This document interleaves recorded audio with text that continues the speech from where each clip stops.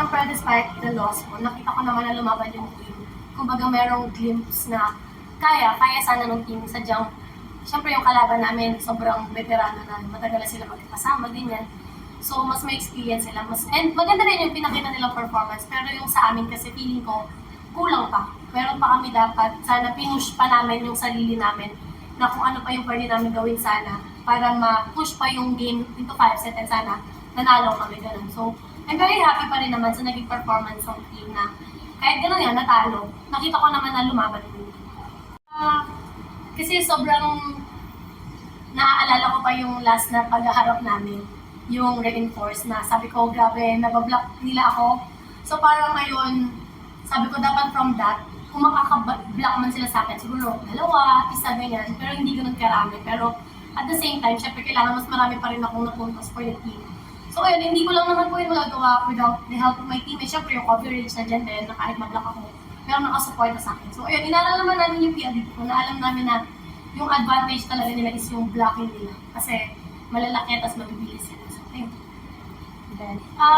Yung approach ko lang naman this game is kailangan yun nga mag-perform ako. Ipakita ko kung ano yung kaya kong gawin as a player, kung ano yung mga pwede kong maitulong sa team. Yun naman po yung ginagawa ko. Like katulad kanina, pag nabablock ako, kailangan iniisip ko makabawi ako agad. Like, yan, nablock ako, lagi kong hihingin yung bola. Yun. So parang kailangan hindi rin ako magpakita ng doubt sa kakampi ko or sa sarili ko kasi once na, yun kasi so, pag nag-doubt ako, sunod-sunod na. So ayun, siguro ano lang ako, pinatibay lang din siguro ako ng mga experiences ko na from collegiate sa mga international experience. So ayun, I'm very thankful din kasi nadadala ko siya kapag yun.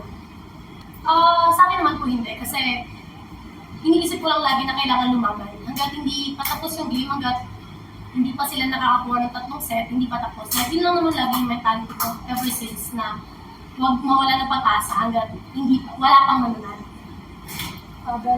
Ngayon siguro mas nakita ko yung willingness manalo. And kung paano mag-perform yung bawat isa na kahit sinong ipasok mo pwedeng makatulong sa team. Yun yung nakita ko isa sa mga improvement simula nung last game namin. Nakita ko yung fire, sadyang kinulang kami. Like, kinapos. So ayun, kailangan namin magsumipag pa, magpursige pa sa training. Kailangan namin i-push yung sarili namin na huwag kami makantento kung ano man yung na-achieve namin yun. Training, kailangan namin i-push yung sarili namin na huwag kami makantento kung ano man yung na-achieve namin yun.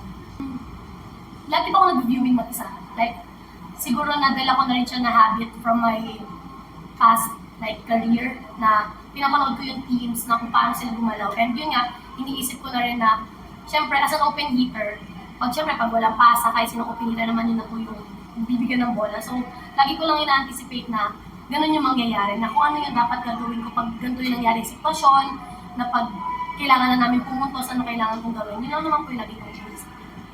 Siguro na kulang pa, na may kulang pa na, kasi yung volleyball hindi naman po siya individual kailangan team effort talaga. So, na kahit na yun yan, maraming points or what, tapos hindi po kami nananalo, lagi ko lang iniisip na meron pa kami kailangan gawin. Meron pa akong kailangan siguro ibigay for the team na para matulungan, para mapanalo namin yung games.